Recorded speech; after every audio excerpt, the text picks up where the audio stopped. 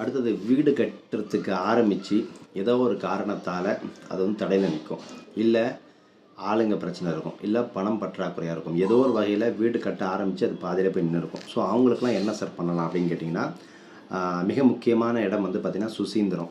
ஏன்னா இங்குள்ள தானு மாலையன் என்று சொல்லக்கூடிய ஆலயத்தில் அந்த கூரையின் மேலே வந்து பார்த்திங்கன்னா தத்தமது வாகனங்களில் அமர்ந்து காட்சி தரக்கூடிய நவக்கிரகங்களை வழிபடும் பொழுது வீடு சம்மந்தப்பட்ட அனைத்து பிரச்சனைகளையும் நீக்கி வீட்டை நல்ல முறையில் கட்டி முடிக்கலாம். அதனால தான் சொல்கிறது, வீட்டை கட்டுறதுக்கு முன்னாடியே இந்த சுசீந்திரம் கோவிலுக்கு போய் உங்கள் நிலத்தோட மண் அதை எடுத்துகிட்டு போய் அங்கே போய் வச்சு நீங்கள் அர்ச்சனை பண்ணிட்டு வர்றதும், அதுக்கப்புறம் வீடு கட்டினதுக்கு ஆரம்பித்ததுக்கப்புறம் போய் ஒரு தரிசனம் பண்ணிட்டு வந்தீங்கன்னா வீடை சீக்கிரமாக கட்டி முடிச்சுடலாம். இல்லை பாதியில் நின்றுச்சு அப்படின்னா இந்த சுசீந்திரம் கோவிலுக்கு போய் அந்த நவகிரகங்களை போய் தரிசனம் பண்ணிட்டு வாங்க, சீக்கிரமாக வேலை முடியும். அந்தளவுக்கு ரொம்ப சக்தி வாய்ந்த இடம் சுசீந்திரம். ரொம்ப மிக முக்கியமான இடம். தானுமாலையனுடைய சுவாமியில் போய் பாருங்கள். நற்பவி.